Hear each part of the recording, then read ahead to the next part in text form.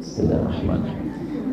Sebelumnya saya minta maaf, saya duduk sedikit lebih tinggi dari bapak sekalian. Tidak mengurangi kehormatan, ini sekedar untuk terlihat saja oleh semuanya.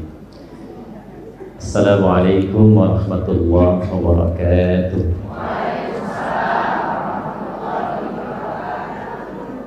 Alhamdulillah, wassalatu wassalamu ala rasulillah wa ala alihi wa sahbihi wa man walah wa ba'd. Selamat pagi, salam sejahtera untuk kita semua. Tanpa kecuali semoga seluruh yang berada di area masjid ini pagi hari ini dibahagiakan oleh Allah Subhanahu wa taala. Diberikan rasa nyaman dalam menjalani aktivitas dan dilindungi dalam berkehidupan sehingga mengantarkan pada seluruh kegiatan yang membahagiakan dan juga menjadi satu amanah yang baik saat dibawa pulang menghadap pada Allah Subhanahu wa taala. Karena bahagia itu yang paling penting, ketenangan itu yang paling utama. Bahkan di dalam Al-Quran bagi yang muslim itu dari 3 pokok kebahagiaan di rumah tangga yang sering kita singkat dengan samara, sakinah, mawaddah dan rahmah. Nah, kunci kebahagiaan itu ketenangan didahulukan sebelum mawaddah. Mawaddah itu jamak dari kata maddah, ya, limpahan kebahagiaan yang dihasilkan dari pemberian materi secara fisik. Jadi salah satu rumus kalau ingin rumah tangga bahagia itu saling memberikan satu pemberian hadiah materi fisikal. Itu yang sering juga menimbulkan rasa cinta yang bertambah.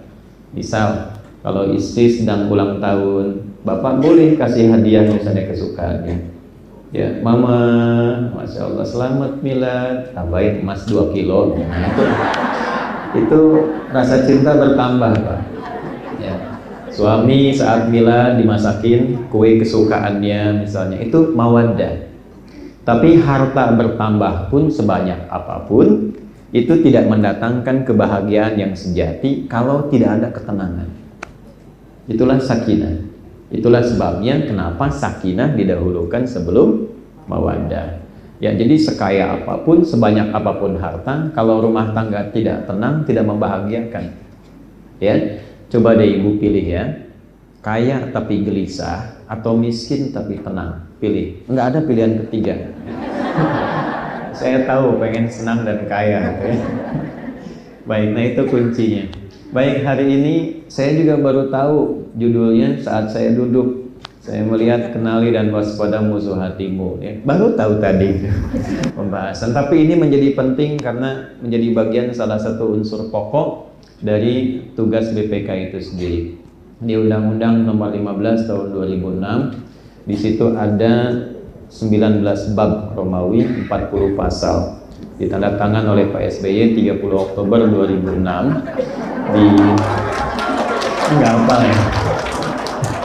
di bab yang keempat di pasal 13 itu ada 11 pasal tentang pengangkatan dan pemberhentian anggota BPK A sampai dengan K. Nah, dari 1 warga negara Indonesia, 2 beriman dan bertakwa pada Tuhan Yang Maha Esa, sampai yang ke-11 nanti tidak sedang pailit. Cek ya, awas tuh. Nah, di poin nomor 2 itulah korelasinya dengan materi yang kita bangun saat ini. Dalam rangka nanti mewujudkan cita-cita negara kesatuan Republik Indonesia yang adil dan makmur. Pondasi pertama di pasal menimbang poin A sampai dengan D, nanti di poin A-nya tugas pokok BPK. Turunan dari fungsinya adalah judul dari pembahasan pagi ini untuk kita semua. Ya, kenali, tak kenal maka tak. Jangan langsung sayang aja Bu, ya. Ta'aruf, ya.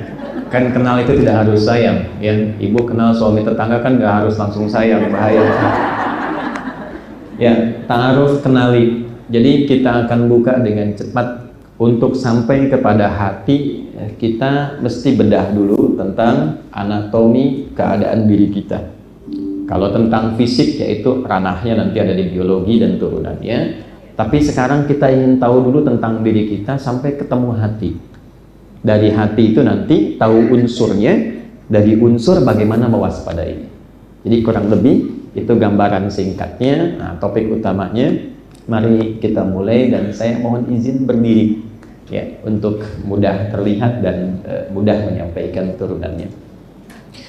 Baik, para ibu sekalian dan bapak yang tergabung, ini mohon izin terlihat. Ibu kelihatan, Bu? Kelihatan ya, alhamdulillah. Itu BPK ini imannya luar biasa Istisra ini. Saya belum tulis sudah kelihatan. Oke. Belum saya tulis sudah kelihatan, Pak. Memang Masjid Al-Hasil ini karomahnya tinggi. Kita tulis dulu, saya cek sebentar ya. Bismillah. Manusia. Ini sekaligus mengecek apakah jamaah yang hadir pagi ini manusia semua atau barangkali ada malaikat yang sedang menyamar. Disebut manusia jika setidaknya memiliki 3 unsur utama. Oke. 1, ada fisiknya, bodinya, tubuhnya. Saya agak cepat. Yang kedua, ini ada akalnya yang membedakan nanti dengan hewan. Ini sumber pikiran ada di sini. Yang ketiga, ada rohnya, ada spiritnya. Ini inti kehidupan kemanusiaannya ada di sini. Oke, saya pelan-pelan. Jadi disebut manusia bila ada 3 unsur ini. Hilang salah satunya, maka hilang unsur kehidupan dalam kemanusiaannya. Kita beri contoh. Ada fisik, ada akal, ada roh. Rohnya hilang, tidak ada. Maka ini meninggal. Selesai, wafat. Ya? Kemudian hilang akalnya, tidak akal, tidak ada. Maka ini hewan.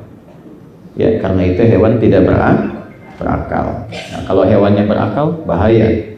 Kadang-kadang kita sering oleh Allah diberikan motivasi, gambaran, belajar dari hikmah kehidupan hewan untuk memfungsikan akal dan cara berpikir kita. Contoh, ibu yang kadang-kadang ada dorongan untuk berkeluh kesah tentang rezeki. Tambah ini, cicilan ini, tutupan ini, pengen banyak, pengen sedikit, dan sebagainya. Itu ada yang sangat menarik, kita diminta belajar dari cicak dan nyamuk. Misal, bahkan orang tua kita itu tidak banyak teori, dikasih lirik aja sederhana. Ya, cicak makanannya apa, Bu? Nyamuk. Baik, sekarang nyamuk punya sayap tidak? Punya. Cicak? Bagaimana keadilan Tuhan menjadikan satu hewan makanannya bisa terbang, yang makannya nggak bisa terbang, Pak? Coba. Dan cicak itu bergeraknya bagaimana? Merayap di mana? Di dinding, ya. Coba bayangkan kalau nyamuk itu diberi akal, jadi mainan cicak, gitu ya. Kalau punya akal, tapi orang tua kita bijak memberikan sebuah nilai tanpa harus menyantumkan dalil untuk berpikir bagaimana adilnya Allah mengatur rezeki untuk kita semua supaya tidak mengeluh. Cicak diam-diam, perhatikan, datang seekor. Kok bisa datang seekor nyamuk? Bukan cicak yang mendatangi nyamuk, tapi nyamuk yang mendatangi cicak. Kenapa? Karena cicak itu hanya menjalankan tugas dari Tuhan, merayap aja. Dengan engkau merayap, rezeki datang. Kalau cicaknya tidak merayap, nyamuknya nggak datang. Jadi jangan kita mengurusi apa yang sudah menjadi kewajiban dan kuasa Allah. Allah minta kita kerja aja, Bu, nanti rezeki datang. Toh yang tidak berakal pun diberikan oleh Allah rezekinya. Cukup engkau merayap walaupun diam-diam, maka datang seekor. Nah, selanjutnya, silahkan ya. Tuh ya. Nah, jadi Anda bayangkan yang tidak punya pikiran saja hidupnya begitu teratur. Ya, matahari mulai kita datang fajar kan teratur, yang dikeluarkan oksigen. Nanti setelah itu malam ganti karbon dioksida yang keluar. Tumbuhan juga teratur. Silahkan diriset ya, berbagai tumbuhan dan seterusnya. Matahari memberikan sinar, tumbuhan mengeluarkan oksigen, malam kemudian baru karbon dioksida. Hewan juga begitu. Jadi kalau kita melihat sekeliling tidak berakal begitu teratur, maka bagaimana kita yang diberikan anugerah akal? Ini untuk pembedanya. Kalau tidak ada fisiknya, cuma akal dan roh, nah itu gentayangan namanya. Ya? Nah, jadi dinamakan manusia itu mesti ada 3 bagian ini. Dari 3 ini, saya teruskan dulu karena kita belum ketemu konteks tentang hati.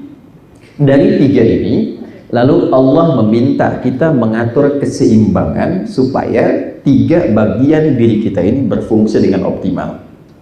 1, fisik. Turun misalnya Quran surah kedua Al-Baqarah di ayat 168, ya, paling kanan sebelah bawah di mushaf. Ya ayyuhan nasu, hei semua manusia tanpa kecuali. Jadi di Islam itu ada satu yang menarik. Kalau ada diksinya menggunakan kata nas, maka hukumnya berlaku universal. Jangan dibatasi oleh keyakinan, jangan dibatasi oleh keimanan. Semua boleh mendapatkan nikmat itu dengan, nah ini satu gambaran yang sangat luas dan terbuka. Contoh seperti ini, ibu di dunia pekerjaan bekerja secara profesional, ya, jangan ada batasan-batasan sekat keyakinan dalam konteks saling mendukung. Oh, tolong dong minta bantuan, ini susah. Oh, kamu kan beda keyakinan. Nah, itu justru menurut Quran salah. Ya, dalam konteks kemanusiaan jangan lihat dan batasi dengan nilai-nilai keyakinan. Dalam konteks ibadah silahkan masing-masing, tidak harus mencampur, dan nilai penghormatannya la ikraha fid din, lakum dinukum waliyadin. Itu indah sekali. Nah, di sini menggunakan kata nas, hukumnya umum. Ya ayyuhan nasu, hei semua manusia, kulu mimma fil ardi. Untuk mendukung kesehatan tubuhmu, nggak mungkin bisa kerja kalau nggak sehat. Tidak mungkin beraktivitas dengan baik kalau tubuhnya sakit. Maka untuk mendukung kekuatan tubuh itu, kata Allah, kulu mimma fil ardi. Silahkan konsumsi makanan dimanapun Anda bisa mendapatinya. Tuh, Allah sudah tahu, Bu, kalau ibu itu senang nasi uduknya yang di mana misalnya, senang nasi gorengnya yang mana, ya, tek depan rumah, tapi kan nyarinya bisa ke tempat lain gitu. Ya, itu tidak dilarang, boleh-boleh saja. Tapi syaratnya 2. 1, halalan, dapatkan dengan cara yang legal. Yang kedua, thayyiban, konsumsi yang menyehatkan bagi tubuh. Suka, tapi kata dokter nggak sehat, jangan dipaksakan. Jadi sederhana, kalau tips ini dipakai dalam kehidupan, tubuh kita sehat. Secara singkatnya, tubuh fisik butuh nutrisi dan harus sehat. 2, sini. Akal juga sama. Maaf, orang yang sehat fisiknya tapi akalnya tidak mendapatkan nutrisi, maka pikirannya menjadi lemah, jadi terbatas, sehingga karena lemah di akal pikiran itu, tugas fisiknya jadi lebih berat. Kalau ibu bapak mau cek gampang gini, orang yang ilmunya makin banyak, akalnya makin kuat, itu pasti tugas fisiknya ringan. Karena kenapa? Karena kontrol semua kegiatan fisik itu seluruhnya nanti bersumber dari akal, dari ilmu. Begitu ilmunya bertambah, tugas fisik pasti ringan. Ilmunya semakin lemah, fisiknya semakin berat. S1, S2, kan syarat masuk BPK minimal S1 kan? Kalau tambah S2, S3, salary-nya beda nggak? Beda. Ruangan kerjanya sama nggak? Tidak, bisa berbeda. Jadi semakin bertambah ilmunya, semakin kuat akalnya, semakin ringan tugas fisiknya. Karena itulah, ketika posisi akal lebih tinggi dibanding fisik, maka wahyu pertama turun pun memotivasi kita untuk terus menambah ruang-ruang pengetahuan. Apa wahyu pertama yang turun? Iqra. Iqra itu minimal, Bu. Baca. Supaya akalnya terus berkembang, terstimulasi. Ya. Jadi jangan kita batasi unsur bacaan ini masih ringan. Nanti di Quran tuh ada ayat riset, ya, ada ayat tentang tafakur, memetakkan sesuatu sebelum dikerjakan, meriset semua aspek di langit dan di bumi. Ada ayat tentang akuntansi, Al-Baqarah 282, ada ayat hitungan, ada ayat tentang pendalaman. Tapi dimulai dengan ini, minimal mau baca. Kalau kita bisa kembangkan sifat mudah dan gampang akses membaca, maka ini meningkat, tugas ini lebih mudah. Ya, kan Quran juga dimulai dari Iqra kan? Mau baca ya, tapi masih tahap rendah. Makanya kan belajarnya alif sampai ya kan? A fathah a fa fathah fa lam dhamma u lu apa lu gitu kan? Nah, setelah itu baru mengkaji. Nah sekarang ini intinya. Saya simpan dulu yang ini, sekarang kita ke sini. Tuh. Ini unsur kehidupannya. Sejenius-jeniusnya orang, rohnya tidak ada, ya tidak hidup. Harus ada ini. Ini ada nutrisi, ini juga ada nutrisinya berupa pengetahuan, ilmu. Ini unsur kehidupan yang paling penting, tentu juga membutuhkan nutrisi, ada tempatnya, ada keadaannya. Kalau ini bagian tubuh kita teramati secara fisikal, kalau ini nampak di pikiran yang kita ketahui ada di kepala kita, kalau yang ini tempatnya di bagian hati kita, bahasa Arabnya disebut dengan kolbu, nanti kita terangkan. Dan dia juga butuh nutrisi. Inilah yang sering kita sebut dengan agama. Ringkasnya ada di ibadah. Semua unsur perintah, semua unsur larangan, sumbernya ada di sini, Bu. Pak. Kalau akal tidak memerintahkan. Maaf, sedikit fokus, ini agak dalam sedikit kajiannya, agak ilmiah. Fisik ini bagian terluar untuk mengeksekusi tugas fisikal. Baik ya, mata melihat, lisan bicara, kaki melangkah, tangan bergerak. Pertanyaannya, atas perintah siapa mata melihat? Atas perintah siapa lisan bicara? Kok bisa keluar perintah katakan yang baik? Kok bisa juga keluar perintah katakan yang buruk? Nah, semua perintah yang dikerjakan oleh bagian tubuh kita ini sumbernya dari sini, Bu. Bukan dari sini. Kalau ini itu hanya mengkonstruksikan, menata semua perintah dari sini supaya keluar sepersekian detik secepat apapun dari bagian tubuh dan fisik kita. Jadi fungsi akal itu tidak memberi perintah. Dia hanya mengkonstruksikan, menata supaya perintah itu mudah dan cepat dilakukan. Itu perintahnya.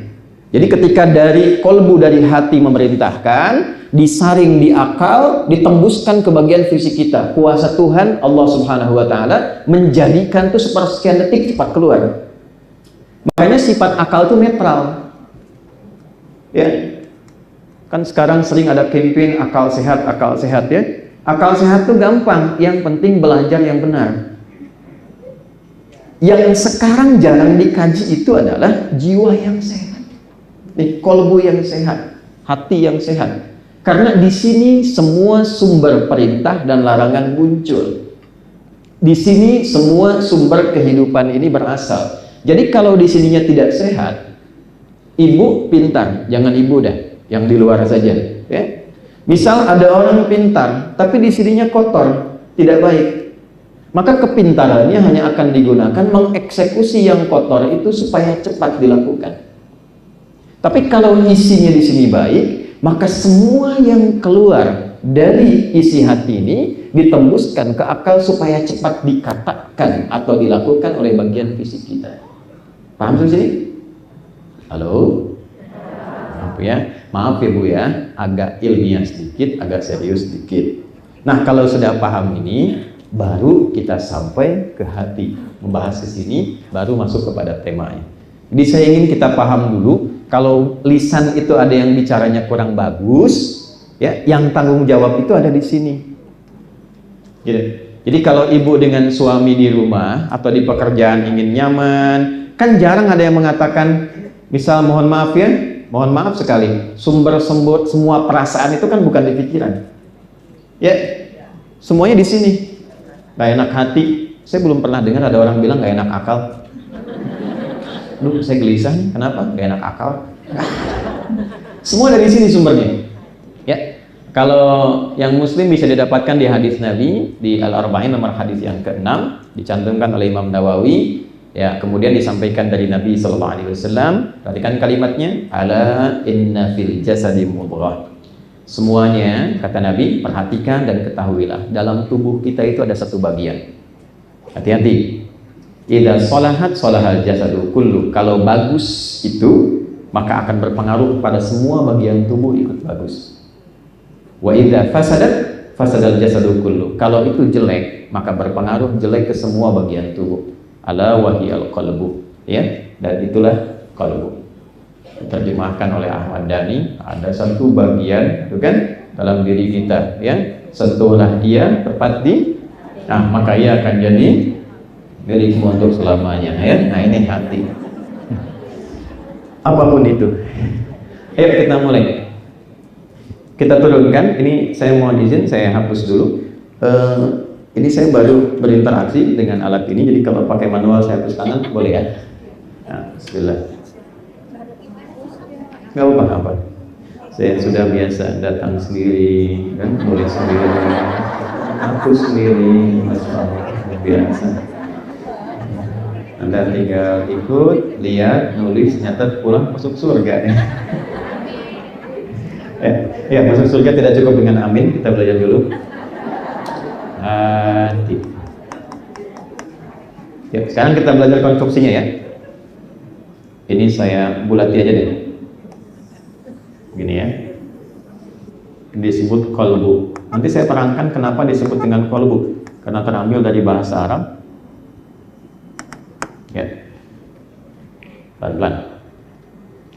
Sudah? Terlihat ya? Ini hati, qalbu. Ini inti kehidupan kita, tidak terlihat dalam diri kita. Yang dimaksud hati ini bukan organ hati secara fisik, bukan. Tapi ada yang dinamai dalam diri kita, disebutnya qalbu, tak nampak secara kasat mata. Tapi di situ roh, spirit hidup kita ada. Nah, di dalamnya, dalam qalbu ini ada satu bagian lagi. Di dalam ini ada inti qalbu, namanya nafas. Nafas. Dan di sini diserap ke dalam bahasa Indonesia menjadi nafas. Ya. Makanya seseorang punya tanda kehidupan ketika dia bernafas. Jelas sampai sini? Baik ya. Nah ini nafas. Inilah inti hidup kita ada di nafas, tempatnya di dalam qalbu. Di nafas ini nanti ada dua bagian. Ya, ada dua bagian. Saya turunkan Quran dulu, surah ke-91. Ayat Muslim ayat 7 sampai 10 ya. Wa nafsi wa ma sawwaha fa'alhamaha fujuraha wa taqwaha. Di sini di nafas itu ada dua bagian. Satu, kutub positif namanya takwa. Ini unsur kebaikannya. Yang kedua, lawan dari takwa namanya fujur. Asalnya ini, atau sering kita sebut dengan nafsu. Nanti saya uraikan kenapa disebut nafsu. Ini bukan ilmu takatik ya, tapi nanti ada referensi yang bisa kita gali. Di dalam nafas ada takwa, unsur positif, kubu positif ini. Kemudian ada fujur, lawannya, yang sering disebut dengan sifat negatif. Nih, pelan-pelan. Takwa ini kumpulan atau akumulasi dari semua sifat-sifat kebaikan. Jujur, sabar, rendah hati, ya, dan turunannya itu di takwa. Sini jujur, sini ada sabar, ini ada rendah hati dan turunan lainnya. Ketika di takwa ada jujur, di dalam tubuh kita itu dicipta juga lawannya. Yang berada di tempat fujur di nafsu di sini. Di sini ada jujur, lawannya apa? Dusta. Bohong. Jadi kalau ibu katakan tidak ada dusta di antara kita, tetap ada potensi itu dalam tubuh kita. Jelas ya? Sabar, lawannya apa? Ada amarah di sini. Rendah hati, lawannya apa?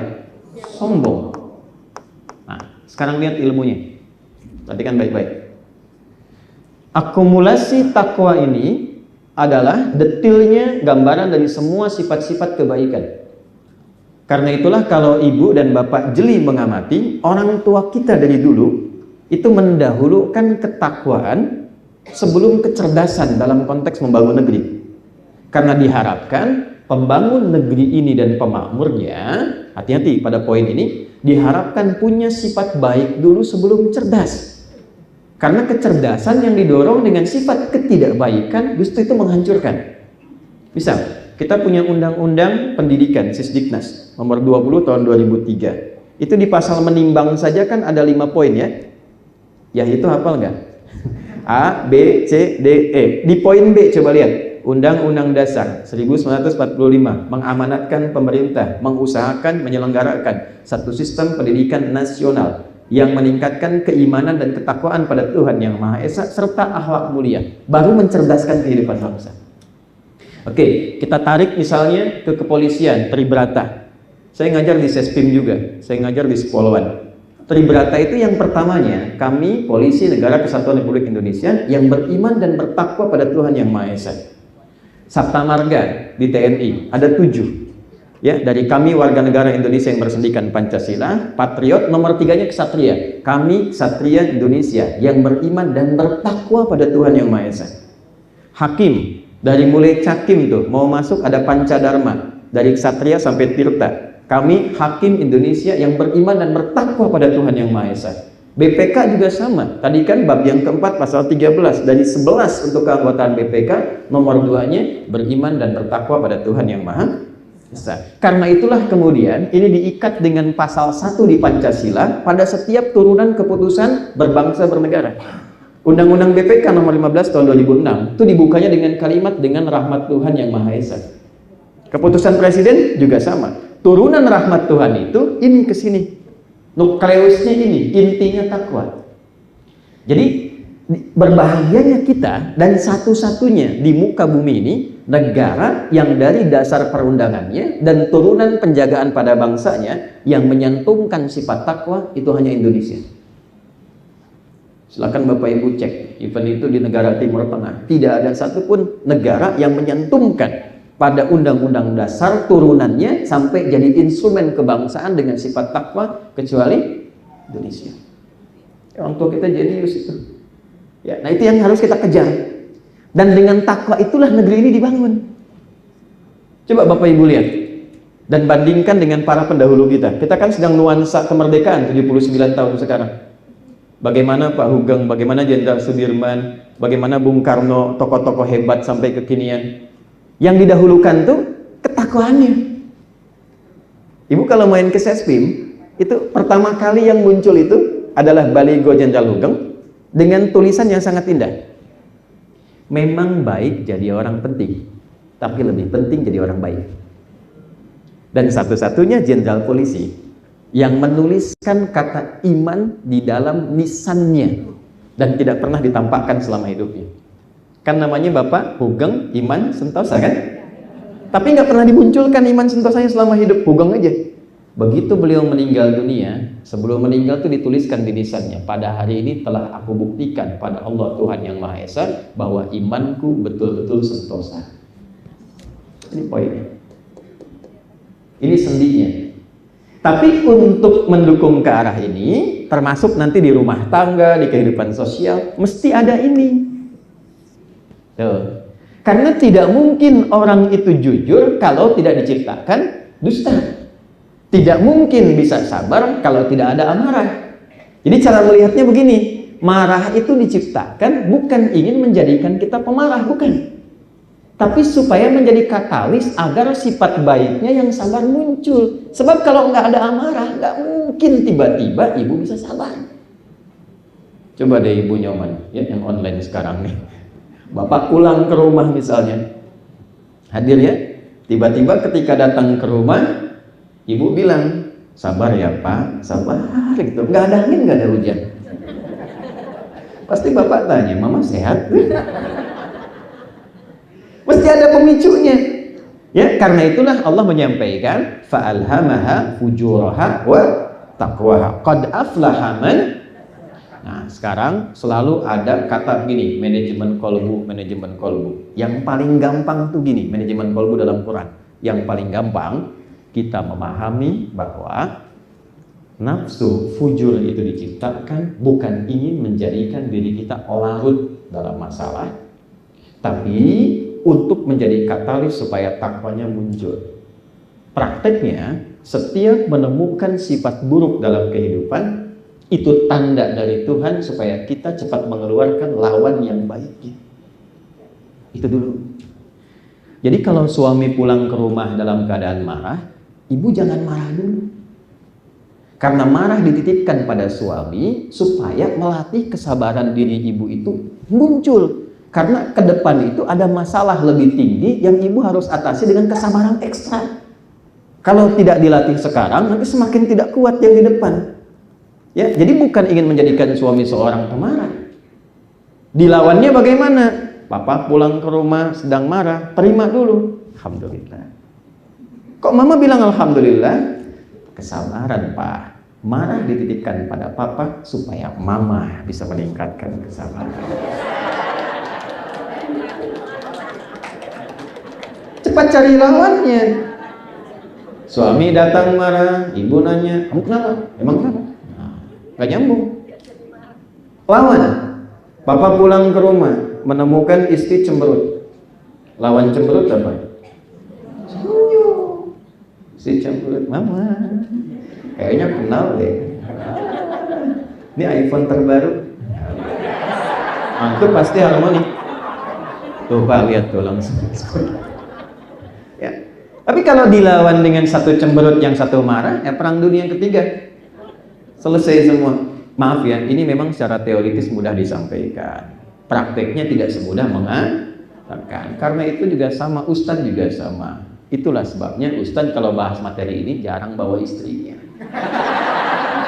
Ini live gak? Enggak ya? Aman kita. Baik. Ini satu. Ini ya. Qad aflaha man zakkaha. Hidup seseorang itu akan cenderung bahagia dan nyaman kalau bisa menyucikan hatinya. Ibu kalau nyuci, buang pakaiannya atau buang kotorannya? Dibuang kotoran supaya apa? Bersih pakaiannya. Jadi kotoran diciptakan bukan ingin membuat pakaian ibu kotor, bukan. Filosofinya supaya muncul bersihnya. Sebab kalau tidak ada yang kotor, ibu nggak kenal bersih. Jadi bukan buang pakaiannya. Itu poinnya.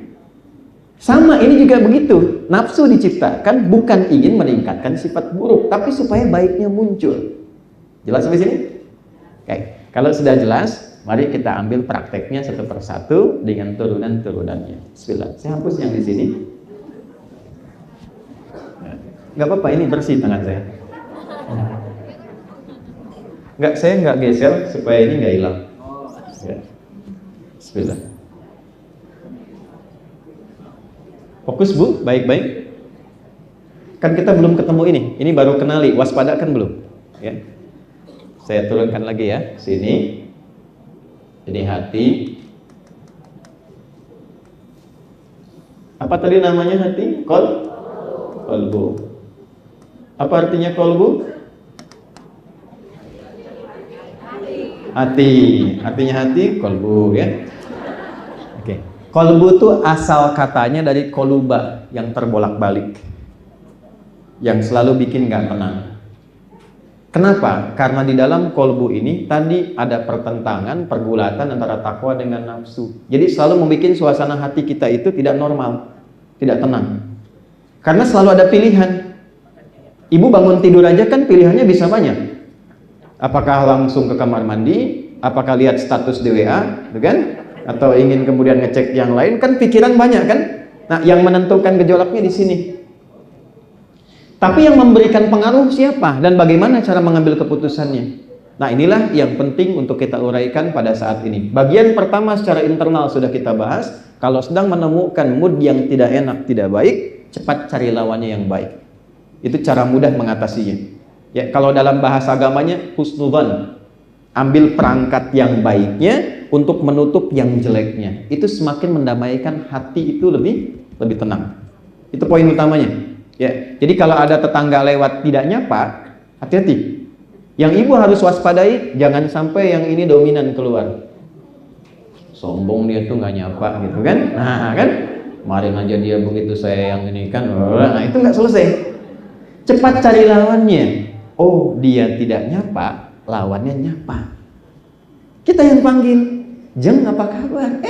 Maaf gak kelihatan, saya buru-buru, ini anak terjatuh. Oh, ternyata sebab itu menjadikan dia lewat tidak nyapa. Jelas? Ya, cepat cari lawan yang lebih mudah. Ini poin secara internal. Saya turunkan ke bawah, mohon izin dengan cepat. Di dalam kolbu ada apa tadi? Ada nafas. Saya cepat. Di dalam nafas ada takwa, sifat baik. Di sini ada lawannya fujur atau yang kita kenal dengan nafsu. Tenang Bu ya. Sekarang kita ke bagian yang paling penting yang jarang dibahas. Jarang sekali materi ini diurai, bahkan di pengajian-pengajian. Karena umumnya orang ingin lebih senang cari yang positifnya, jarang belajar yang negatifnya. Ibu kalau selalu tahu di jalan itu yang lurus dan tidak macet, akan kaget ketika harus melalui jalan yang berlubang dan penuh dengan kemacetan. Karena itu penting juga kita belajar lawannya supaya kita mengetahui cara menghindarinya. Saya buat kotak yang lebih besar lagi. Oke. Bagaimana tiba-tiba kok dorongan takwa itu bisa muncul di tubuh kita? Yang muslim pernah nggak merasakan begini? Allahu Akbar, Allahu Akbar. Terus di hati ada suara, cepat, sudah azan. Pernah nggak begitu? Dari mana sumber suara itu? Nah, udah jangan main tebak-tebakan. Kalau tidak tahu katakan Allahu a'lam, itu paling gampang. Ya? Dari mana sumber suara itu? Nih, yang mensupport takwa, supporternya disebut dengan malaikat namanya. Nggak pakai malaikat. Karena itu malaikat ada di kutub positif. Ya. Yang Muslim surat 66 ayat ke-6, la ya'sunallaha ma amarahum wa yaf'aluna ma yu'marun. Malaikat tidak ada potensi menyimpang dan mengerjakan tugas sesuai tupoksi. Di antara tupoksi itu, salah satunya ada yang bertugas mendampingi kita, mensupport pada kebaikan. Itulah yang kita kenal dengan raqib dan atid. Tapi ingat, sifat malaikat gaib, tidak kelihatan. Jadi kalau besok-besok ada yang bilang saya baru video callan sama malaikat, nah berarti itu aneh, tinggalin aja. Ya, nggak usah banyak di komen itulah. Jelas? Baik ya, sebab di negara kita itu luar biasa, semua ada. Ya, keberagamannya terlalu tinggi. Ya, pengakuan nabi ada, kemarin bahkan ada yang nabi baru tuh di wilayah Purwakarta ke sana itu. Ya, tapi itu kata Nabi Muhammad tidak aneh. La nabiyya ba'di, nggak akan ada nabi setelah saya. Maksudnya apa? Kalau ada yang ngaku-ngaku, ya saya nabi misalnya, berarti kalimat nabi benar. Akan ada yang mengaku, kalau sudah mengaku abaikan saja. Yang aneh itu setiap ada yang ngaku ada pengikutnya. Itu poinnya. Ya. Dulu ada yang ngaku nabi pelatih bulu tangkis, terus ditangkap sama polisi kita. Tanya, kenapa anda mengaku nabi? Saya ke Bogor pak, dapat wahyu. Kita ke Bogor dapat talas, dia wahyu tuh. Ada yang paling rekor tertinggi ngaku malaikat. Ya, ada dulu sempat ngaku malaikat dan mau mendaratkan malaikat Jibril di Monas katanya. Nah, dan ditangkap sama polisi kita tuh. Polisi jangankan teroris, malaikat tangkap tuh. Ya. Ini disebutkan 88 kali dalam Al-Qur'an. Fokus. Tapi setelah adzannya selesai dalam hadis, fa idza tuwiba fa'ada. Begitu la ilaha illallah, pernah nggak ada begini? Tenang, baru adzan, belum komat. Ah, tuh lihat tuh. Ada Mas Sekjen ya? Ada. Tuh, itu siapa? Tuh ya. Nah ini poinnya. Kan kita gimana bisa waspada tentang keadaan di hati kalau nggak kenal? Jadi yang mensupport pada kebaikan saat menghadapi masalah rumah tangga, kan selalu ada yang bilang, tenang. Dia dititipkan kepada kamu supaya engkau bersikap yang baik dan menyempurnakan kekurangannya. Tapi sisi lain, masa aja si istri harus sikapnya begitu? Emang nggak bisa bersikap yang lain? Nah itu siapa? Nah, itulah setan.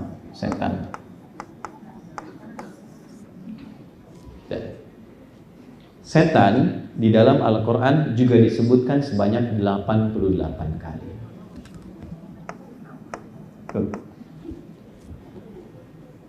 Jadi memang tidak berhenti. Sepanjang kita hidup, malaikat memberikan support, setan memprovok. Di provokator hati itu ya setan. Sepanjang manusianya hidup, ya setan juga berdinas. Ya, makanya yang tidak digoda setan itu yang sudah meninggal. Ini kurang kerjaan setan menggoda orang meninggal. Udah. Jadi kalau ibu nggak pengen digoda setan, ya silakan. Ini pasti ini. Semua apapun, ibu di sini pun pasti itu merasakan dalam hatinya beda-beda. Yang satu nyatet, yang dua bilang dalam hatinya, "Ini Ustadz kapan selesai ya? Saya juga banyak kerjaan." Itu selalu ada itu. Ya, selalu dalam keadaan apapun akan selalu ada dua dorongan. Dorongan kebaikan, dorongan keburukan. Nah, yang kita sekarang bahas karena topiknya mewaspadai, kan nggak mungkin mewaspadai malaikat. Ya, Allahu Akbar, Allahu Akbar. Ayo sudah adzan, waspada nih, waspada. Nggak mungkin. Yang kita waspadai pasti sisi yang negatif yang ini. Ya. Nah, problemnya saat ini kebanyakan bahkan di Muslim sering menghafal yang positifnya saja, yang ini jarang dikaji. Malaikat ibu hafal, ada berapa jumlahnya yang kita kenali? 10, bahkan ada liriknya, Jibril, Mikail, Israfil, Israel sampai ke Ridwan. Setan pernah nggak dihafalkan? Kan? Surga belajar kan sampai tahu pengen ke surga Firdaus, tapi neraka nggak pernah dikaji. Coba saya tanya, surga berapa pintunya? 8, neraka berapa? 7. Udah pernah dikaji belum? Bagaimana bisa menghindarinya? Itu yang dikomen oleh sahabat Ali bin Abi Thalib. Banyak orang pengen ke surga tapi tidak memahami dan mengerjakan amalan surgawi. Banyak orang pengen terhindar dari neraka tapi tidak sedikit perbuatannya mencerminkan ahli neraka. Ya, nah kalau ada fikih malaikat, tidak salah pagi ini kita belajar fikih setan. Fikih itu maksudnya paham, mengerti. Kita belajar sampai paham setan itu siapa, dari mana munculnya. Tidak usah tahu wujudnya karena nggak tertarik juga saya. Yang penting fungsinya apa? Supaya saat ibu merasakan suasana tertentu yang tidak baik, ibu ngerti, oh ini setan ini yang sedang berperan. Dan cara mewaspadainya bagaimana? Itu poin yang kita turunkan di kesempatan kali ini. Dipahami ya ibu ya? Pak ya? Baik. Nah, jadi ini baru kita mulai ini yang tadi pendahuluan mengantarkan ke sini. Yuk kita turunkan dulu siapa setan, wa ma adraka ma setan. Kemudian bagaimana cara kerjanya dan seperti apa gambaran-gambarannya. Bismillah. Di sini saya tidak geser ya, untuk supaya saat ini pindah ke sini nyambung. Saat di sini ditulis ini nyambung. Bismillah. Kita belajar dari transmisi sanadnya dulu, runtutan orang yang pernah belajarnya seperti ini. Nah, ada yang menarik di Islam itu, ilmu itu kalau bisa ditelusuri sampai ke pokok-pokok penyalurnya supaya argumentasinya kuat. Sahabat Nabi yang senang belajar seperti ini namanya Hudzaifah al-Yamani. Hudzaifah itu orang pintar, cerdas, jenius, dan kita bisa lacak biografinya itu ada sampai sekarang. Jadi kalau orang belajar surga, beliau tanya Nabi tentang neraka. Orang tanya malaikat, beliau tanya tentang setan. Sahabat risih, kamu kenapa sih beda sendiri? Kata Hudzaifah, kalau orang selalu belajar tentang surga, tidak tahu neraka, maka tidak tahu cara menghindari perbuatan yang menjerumuskan ke neraka. Kalau orang belajar tentang banyak malaikat, tidak pernah tahu setan, maka dia akan sulit mewaspadainya. Jadi sanad pembelajaran kita menyambung ke salah satu unsur sahabat tentang keterangan ini. Baik, siapa setan?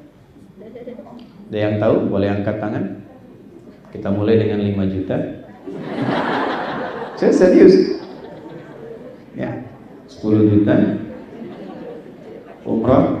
Waktu habis. Udah. Waktu habis. Setan. Evil. Kita turunkan ke sini pakai bahasa Arab dulu. Ini kan dari bahasa Arab. Syaitan. Ya. Tahan ya Bu, Pak, pelan-pelan. Setan itu dari bahasa Arab syaitan. Syaitan itu akar katanya dari kata syaitan, gini.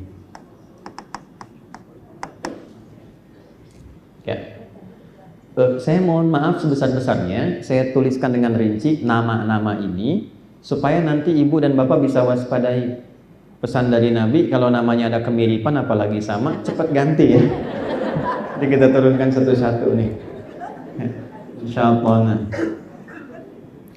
Syatona itu artinya yang menjauhkan dari semua nilai kebaikan. Oke, ada dua arti. Yang menjauhkan dari semua nilai kebaikan atau yang terlempar ya dari kebaikan. Menjauhkan dari kebaikan atau terlempar dari kebaikan. Makanya sering kita katakan a'udzubillahi minasyaitonir. Nah, rajim itu yang dilempari. Kenapa? Karena dia selalu mengarahkan kepada yang buruk, ngajak kepada yang buruk, terjauh dari yang baik, mengajak kepada yang buruk. Jelas ya? Itu kata kerjanya syaitana. Kalau melekat kepada sifat yang suka menjauhkan orang dari nilai-nilai kebaikan kepada yang buruk, maka berubah dari kata syaitana, kata kerja, menjadi kata benda. Kata bendanya syaitan. Jelas? Pak, jadi syaitan itu asalnya kata sifat yang melekat kepada satu objek yang senangnya menjauhkan dari yang baik kepada yang buruk. Ya. Karena itu nanti syaitan bentuknya bisa umum dalam Al-Qur'an. Karena kata netralnya dalam bahasa Arab punya sifat yang satu saja, setiap menjauhkan dari yang baik kepada yang buruk. Jadi kalau satu kali suami ibu ngajak kepada yang buruk, maka suami ibu sedang menjadi bukan saya yang bilang betul ya, sedang menjadi tidak normal, karena seharusnya ya ia mengarahkan pada yang baik-baik. Ini yang terlempar. Jadi kalau sifat Tuhan Rahim dengan rahmat Tuhan yang Maha Esa, sifat syaitan rajim. Pakai titik. Rahim dan rajim. Ya. Terlempar dari yang baik atau menjauh dari yang baik. Yuk kita pelan-pelan. Yang Muslim buka Quran surah ke-18 ayat 50 Al-Kahf. Quran surah 18 Al-Kahf ayat 50. Ini kita baca tiap hari Jumat selain Yasin. Yasin malamnya, paginya Al-Kahf. Ya, sayangnya Al-Kahfi atau Al-Kahf ini kebiasaan yang kurang mungkin harus ditingkatkan ya Pak, Bu. Diusahakan kalau ngaji sudah lancar, pelajari artinya. Lalu pahami hikmahnya. Misal, di Al-Kahfi itu kan ada 4 kisah viral. 4 kisah viral ini sebetulnya itu gambaran hikmah kehidupan yang akan selalu kita alami dalam hidup. Dalam era apapun. Ya, dalam era apapun. Nah, di antara kisah-kisah viral ini nanti ada pemuda-pemuda yang mempertahankan keimanannya. Ya, ada yang kedua tentang kisah orang sukses dengan orang sederhana yang dialog, yang kesuksesannya dibanggakan. Artinya apa? Orang sukses itu cenderung menghadirkan kebanggaan akan kesuksesannya. Dan di balik kebanggaan itu kadang melahirkan sikap yang kurang baik. Ya. Turunkan lagi, ada kisah Nabi Musa dengan Khidir. Lalu ada kisah Dzulkarnain penguasa ya di seluruh bagian lapisan bumi. Jadi kalau ibu ingin menjadi penguasa, bapak penguasa yang baik, maksud penguasa ini bisa menjangkau kesuksesan yang luas, maka belajarlah dari kisah-kisah ini. Nah, di antara turunan itu ada di ayat ke-50 yang berbicara tentang genealogi setan. Ya. Perhatikan kalimatnya. Wa idh qulna lil malaikati isjudu li Adama fasajadu illa iblis kana minal jinni fa fasaqa an amri Rabbi. Oke. Berarti kita punya nama satu iblis, malaikat sudah, kemudian ada jin. Setannya belum ketemu. Ketika kami perintahkan kepada Adam, perhatikan kalimatnya. Saat kami perintahkan, saya koreksi, kepada seluruh malaikat untuk hormat kepada Adam atas perintah Tuhan. Oke? Bukan karena Adamnya istimewa, tapi Allah yang perintahkan. Maka seluruh kalangan malaikat itu hormat kecuali satu golongan. Oke? Illa Berarti di momentum itu yang hadir bukan hanya malaikat. Jelas ya? Ada malaikat, ada juga makhluk lain. Cuma di sini kalau di bahasa Indonesia menggunakan metode sinekdok pas prototo. Ya, ada pas prototo, ada totem pro parte. Sebagian mewakili keseluruhan, keseluruhan mewakili sebagian. Kalau sebagian mewakili keseluruhan namanya pas prototo. Baik ya? Kalau keseluruhan mewakili sebagian namanya totem pro parte. Indonesia kemarin mendapatkan emas setelah mengalahkan Cina di cabang olahraga angkat besi misalnya. Masa semua orang Indonesia angkat besi semua? Kan tidak. Ya, itu totem pro parte.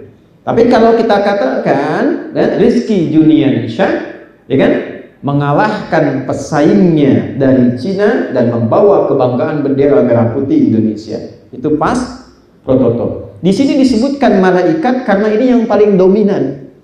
Tapi sebagian makhluk juga ada pada saat itu, salah satunya jin. Pelan-pelan ya. Salah satunya apa? Jin. Nanti kita bahas apa itu jin. Illa iblis, yang gak hormat kepada Adam atas perintah Allah, itu cuma iblis. Siapa iblis ini? Teruskan ayatnya. Kana minal jinni fafasaqa an amri rabbi. Dia termasuk kalangan jin yang menyimpang dari perintah Tuhan. Jin yang menyimpang. Jadi iblis ini bukan dari kalangan malaikat, tapi dari kalangan apa? Jin yang menyimpang. Oke. Apa bedanya jin dengan iblis, Bu? Oke. Kalau jin masih netral. Ya. Ini saya kasih rahasia ya. Tapi ini diantara kita saja. Jin itu kan dari jim dengan nun. Gini. Dalam bahasa Arab, setiap ada kalimat dibuka dengan jim dan nun, itu pasti tersembunyi, nggak nampak. Kecuali jun ya. Kan dulu ada jin dan nah, junnya kan kelihatan karena Junaidi nama aslinya gitu ya. Jin, semua kata kalimat yang dibuka dengan huruf jin dan nun pasti nggak nampak. Contoh, di dalam rahim ada janin, jin dan nun. Kenapa disebut janin? Karena tak tampak secara kasat mata. Surga, apa bahasa Arabnya? Kenapa disebut jannah? Karena tak tampak sekarang dalam pandangan kita. Jin, kenapa disebut jin? Karena memang sifatnya tak nampak, tersembunyi. Lawannya ins. Ya ma'syaral jinni wal ins. Wa ma khalaqtul jinna wal ins. Ins itu manusia. Jin disebut jin, manusia disebut ins. Pasangan ini disebutkan 18 kali dalam Al-Quran. Kenapa disebutkan bersama bergandengan? Untuk menunjukkan sifat yang paradoks dari keduanya. Kalau jin tersembunyi, manusia nampak. Makanya sifat dasar jin itu tersembunyi, gak ada yang nampak. Kalau jin melakukan penampakan, itu jin sedang bermasalah. Dia keluar dari fitrah. Apalagi manusia yang cari-cari penampakan jin. Pasti error itu. Ya orang sedang sembunyi disuruh nampak. Sebaliknya, manusia itu sifatnya tampak. Ins dari kata anusa, yang tampak. Jadi kalau ibu suka sembunyi-sembunyi, nah, berarti ibu sedang, bukan jadi jin, ibu sedang punya masalah. Ibu ketemu teman dari jauh tuh, senyum, tampak, hai Jang, hai, alhamdulillah, salaman, cipika-cipiki, selesai. Itu ins. Tapi kalau dari jauh kelihatan, sudah ngambil jalan yang berbeda. Sembunyi-sembunyi, itu sedang punya masalah. Saya nggak bilang jin. Suami ibu pulang ke rumah, pintu depan ada, dia datang lewat jendela. Terus buka WA di kamar mandi sembunyi-sembunyi. Ibu tinggal tanya aja, itu papa apa jin gitu. Nah, ini poinnya. Sama nanti kalau kita perdalam lebih dalam lagi. Contoh, kalau manusia ins itu sifatnya dari kata anusa atau anisah. Selain tampak ada kelembutan. Lawannya jin kasar. Makanya jin nggak ada yang lembut, Pak. Nggak ada orang kemasukan jin jadi lembut, itu nggak ada. Permisi Ibu Ketua, saya mau ikut pengajian, sedang kemasukan jin, nggak mungkin. Pasti mulutnya meracau, tindakannya mengacau. Tapi manusia tidak. Manusia itu petanya lembut, harmoni, baik. Cukup menjadi manusia. Kita tidak bicara akidah dulu, cukup jadi manusia. Itu dari lahirnya saking lembutnya semua orang senang, dari rahim perempuan manapun. Pengen gendong, pengen nimang, pengen nyanju. Pertanyaan besarnya kata Quran, kenapa setelah tumbuh, berkembang dan dewasa kok jadi berubah? Hilang kelembutan itu. Lisan alih-alih baik kok jadi kasar. Memandang dengan cara yang tidak elok. Pasti ada yang berubah. Nah, itulah kemudian datang ayat-ayat mengembalikan kita pada fitrahnya. Ya. Jadi kalau ada orang apalagi mengaku muslim, muslim itu kan tahu nggak artinya? Tunduk, patuh, damai, tenang, baik. Jadi kalau ada mengaku muslim kata-katanya tidak baik, itu dipertanyakan oleh Al-Quran. Karena akan muncul, ini dari hadis Nabi di hadis Muslim dari Abu Hurairah, maaf saya lompat sedikit, kata Nabi akan tiba satu masa, ada orang kelihatan rajin sholat tapi rajin mencela juga. Hati-hati itu. Ada orang rajin puasa tapi juga rajin memfitnah. Ada orang kelihatannya gemar berzakat tapi saat yang sama sedang berselisih.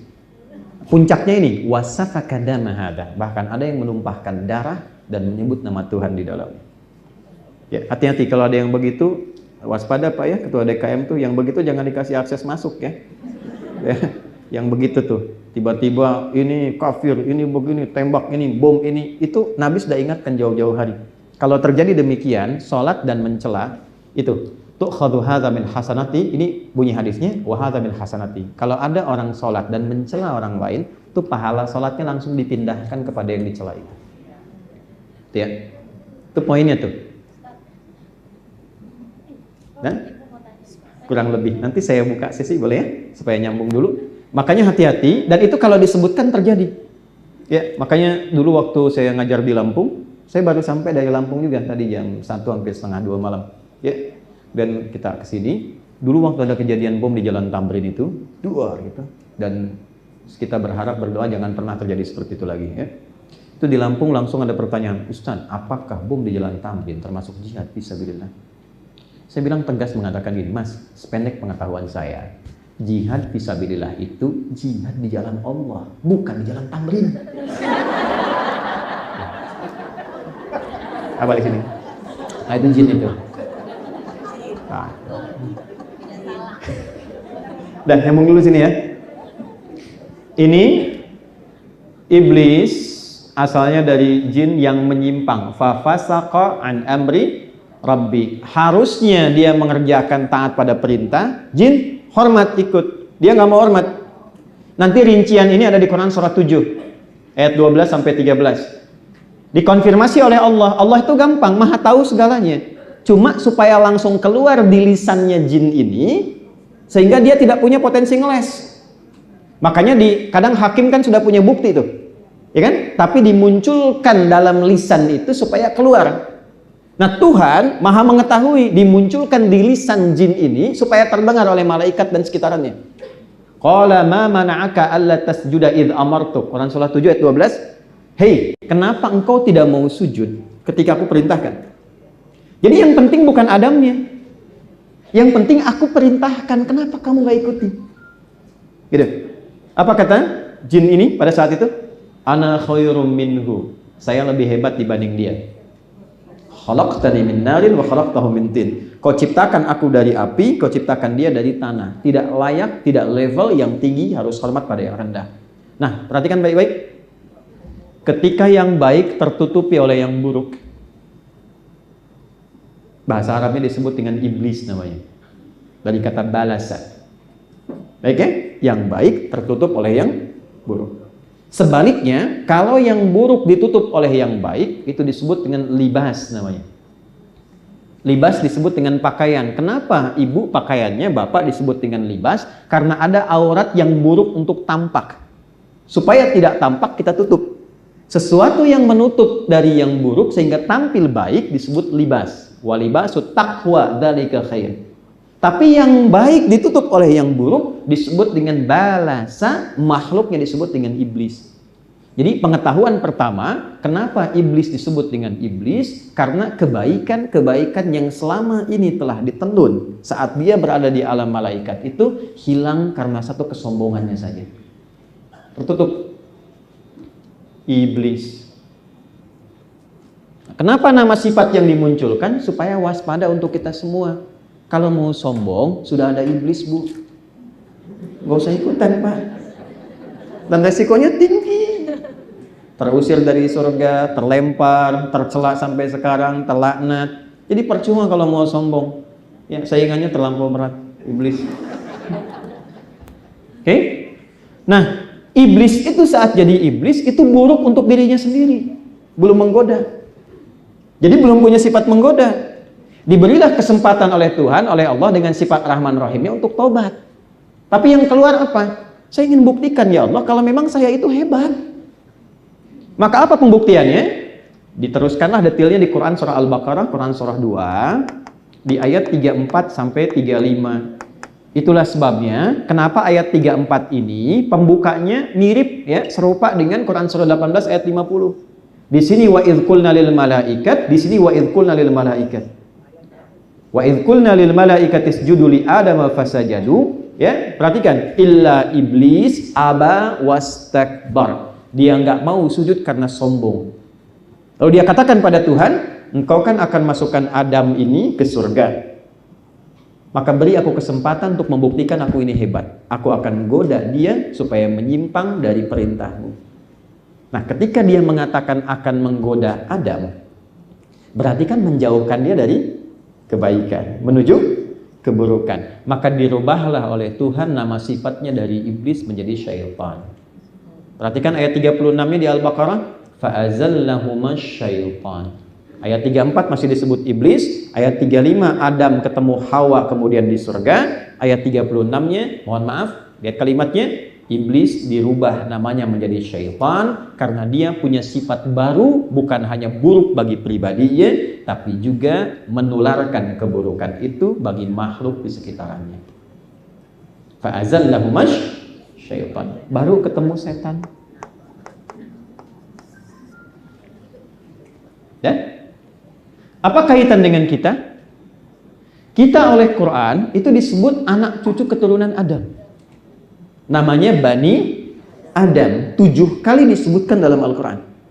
Ketika Adam dan Hawa, ya, Adam dan Eva ditugaskan oleh Allah memulai kehidupan di bumi, maka iblis itu mulai mendeklar, ya Allah, beri aku kesempatan untuk terus membuktikan bahwa aku lebih hebat sampai hari kiamat. Maka salah satu caranya apa? Bukan hanya Adam, dia sudah berkomitmen untuk mengganggu seluruh anak cucu Adam yang berkehidupan di muka bumi sampai hari kiamat. Dan dengan janji itulah kemudian kita merasakan gangguan-gangguan itu sampai dengan saat ini. Itu ada di Quran surah keempat, ya, An-Nisa dari ayat 116 sampai dengan ayat 119. Quran surat 4 surat ibu-ibu. Ya, An-Nisa kan apa artinya?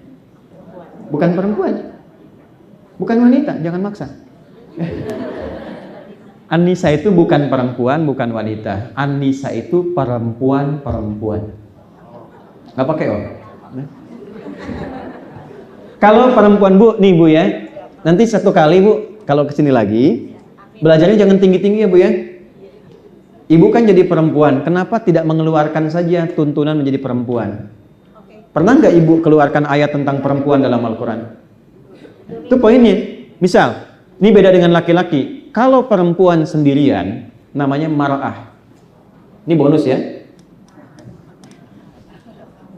Kalau laki-laki rojul. Tapi kalau banyakan, dia berubahnya total menjadi nisa. Nisa. Kalau laki-laki tidak ada perubahan, tinggal tambah alif, rijal. Betul, dari rajul jadi rijal. Jadi kalau ada namanya rijal, itu laki-laki gitu ya. Banyak. Pak Rijal, maaf Pak. Rajul itu artinya kokoh, kuat, tegap, berwibawa. Makanya kaki disebut rijlun karena kokoh. Ya, karena itu laki-laki tidak boleh ada yang melambai. Ya, apa sih? Nah, itu kehilangan kewibawaannya. Udah pasti. Perempuan disebut dengan mar'ah dari kata muru'ah. Satu, senang tampil indah. Itu sifat perempuan. Ya, jadi kalau kita berangkat Pak, bajunya sedikit lecek, kita kan biasa saja kadang-kadang, nanti gampang. Itu kelihatan sama istri, bisa diberhentikan. Ayah, stop. Bapak mau sekjen nggak peduli tuh Pak. Stop, rapikan dulu, copot, setrika. Itu normal Pak. Ya, nggak boleh marah tuh suami-suami di atas tuh. Ya, kemana-mana kan pakai seragam tuh, ya kan? Kadang konsultasi Pak, Bapak yang bagus mana ya? Putih apa merah Pak? Ya. Bapak sudah bilang kayaknya merah deh, kayaknya putih deh. Ya, nanya tapi udah punya jawaban Pak. Tapi pas dipakai hijau. Mabuk. Nah itu tampil indah. 2, senang tampil terhormat. 3, ini yang laki-laki penting tahu. Mar'ah itu juga seakar dan satu nama dengan mir'ah, berarti cermin yang menunjukkan sisi rasa yang sangat dalam. Di ilmu psikologi itu ada IF namanya ulum, disebut mar'ah karena sifat perasa yang dalam.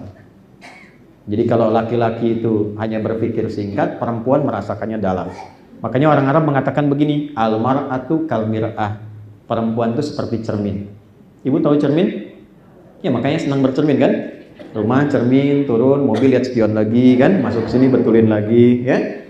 Kenapa? Di antara sifat kesamaannya, ibu kalau cermin saya hancurkan, bisa nggak dirangkai lagi?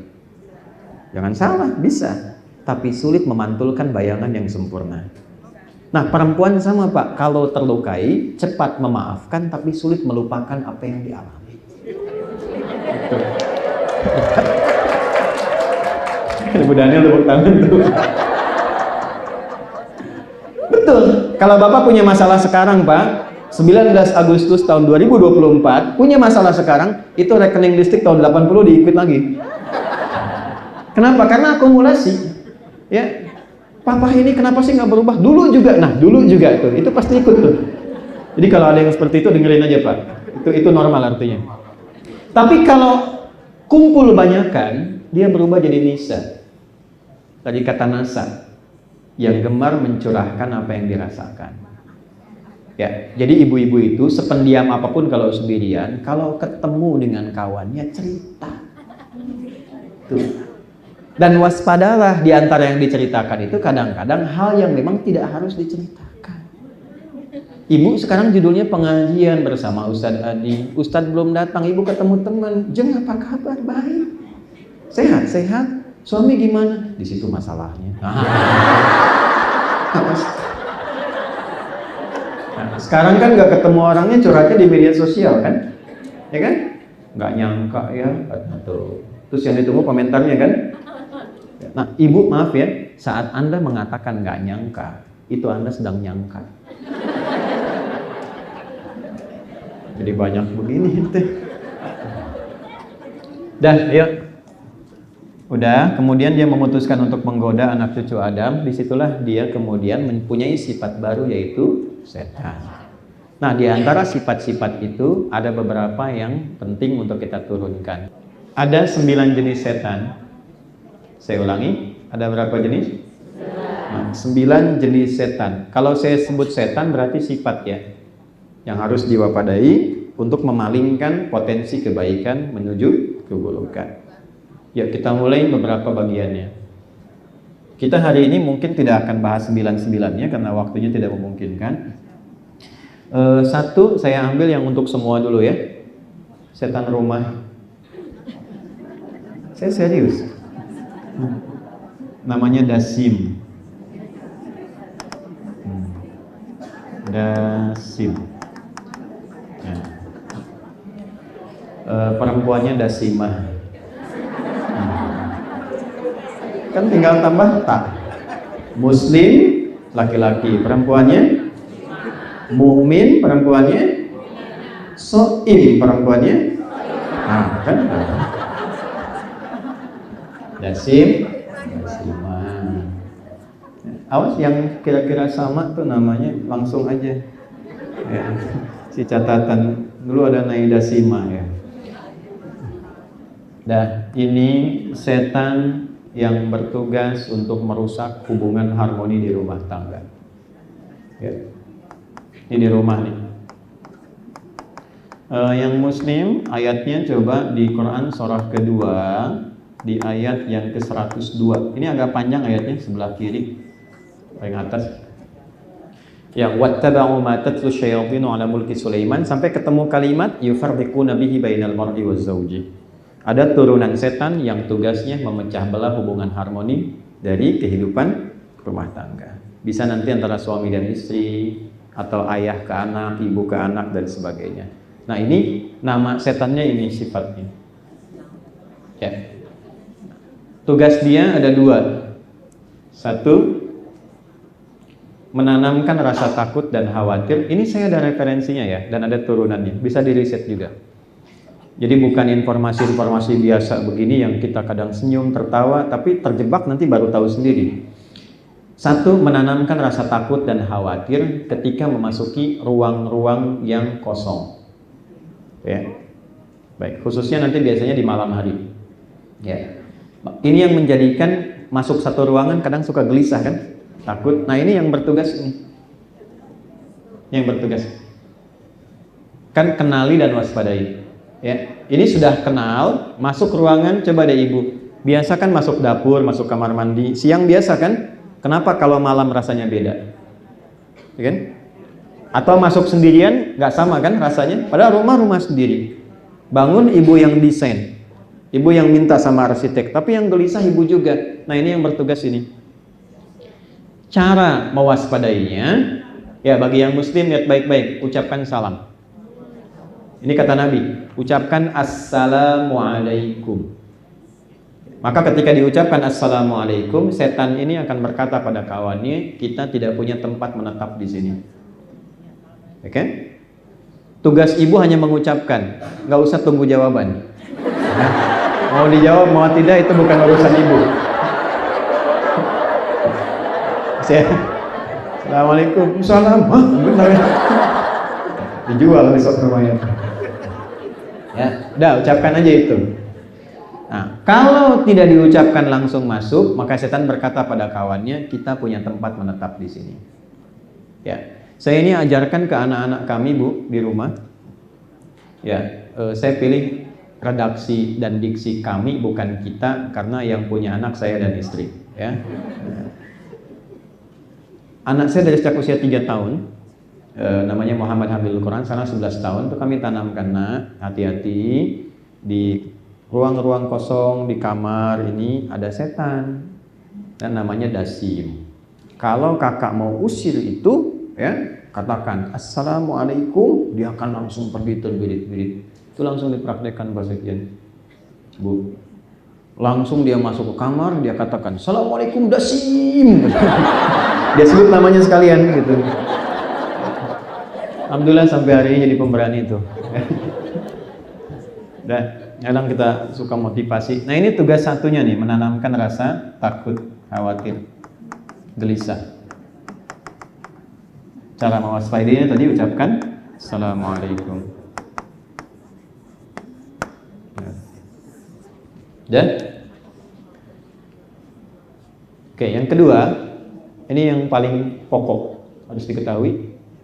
Mencoba mengganggu sifat harmoni dalam keluarga, menghadirkan gangguan dalam kehidupan berkeluarga.